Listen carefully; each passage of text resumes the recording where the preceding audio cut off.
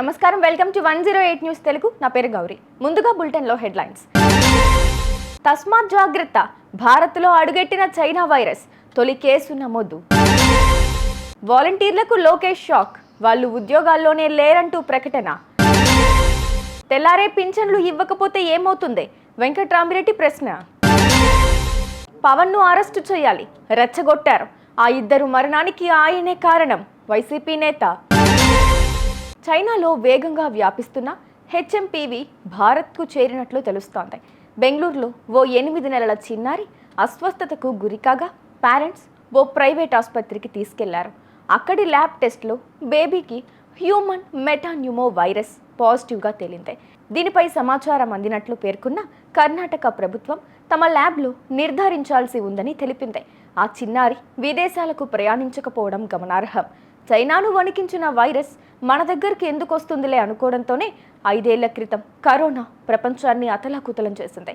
ఇప్పుడు చైనాలో హెచ్ఎంపీవీ కేసులు పెరుగుతూ ఉండటంతో ఇండియాకు వచ్చేందుకు టైం పడుతుందిలే అని అంతా భావించారు. కానీ అవే లక్షణాలతో బెంగళూరులో 8 నెలల చిన్నారి ఆసుపత్రిలో చేరింది. కాబట్టి ఇప్పటి నుంచే బయటికి వెళ్ళినప్పుడు మాస్కులు ధరించండి, చేతులు శుభ్రంగా కడుక్కోండి, షేక్ హ్యాండ్స్ ఇవ్వకండి.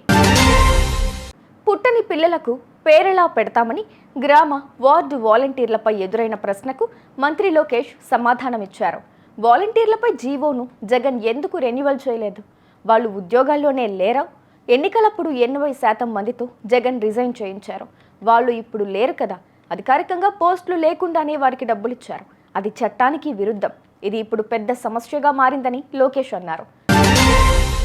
రాష్ట్రంలో తెల్లారే పెన్షన్లు ఇవ్వకపోతే ప్రపంచం తల్లకిందులవుతుందా అని రాష్ట్ర గవర్నమెంట్ ఎంప్లాయీస్ ఫెడరేషన్ అధ్యక్షుడు వెంకట్రామిరెడ్డి ప్రశ్నించారు.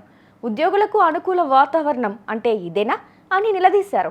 వేరే ఊరిలో ఉన్న మహిళా ఉద్యోగి పెన్షన్లు ఇవ్వడానికి ఎన్ని గంటలకు నిద్రలేచి రావాలో గమనించాలన్నారు. ప్రభుత్వ ఉద్యోగులకు సంక్రాంతి కానుకగా ఐఆర్, పెండింగ్ డిఏల్లో ఒక్కటైనా ఇవ్వాలని డిమాండ్ చేశారు.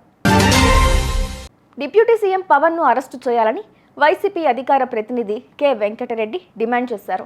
గేమ్ చేంజర్ ప్రీ రిలీజ్ ఈవెంట్కు హాజరైన పవన్ బైక్ సైలెన్సర్లు తీసి యువకులు స్టంట్లు చేయాలని చెప్పారన్నారు. అందువల్లే ఈ ఈవెంట్కు వెళ్ళొస్తూ 2 యువకులు చనిపోయారని, వారి మృతికి కారణమైన ఆయన్ను అరెస్టు చేయాలి అన్నారు. ఈ క్రమంలో 2 కుటుంబ సభ్యులకు నిర్మాత దిల్ రాజు సాయం ప్రకటించారు. 6 కుటుంబాలకు 5 లక్షల రూపాయల చొప్పున సహాయం చేసి ఆదుకుంటాను. ఎన్నో జాగ్రత్తలు తీసుకున్నా కూడా ఇలాంటి సంఘటనలు జరిగినప్పుడు మాకు చాలా బాధగా ఉంటుంది అని తెలిపారు.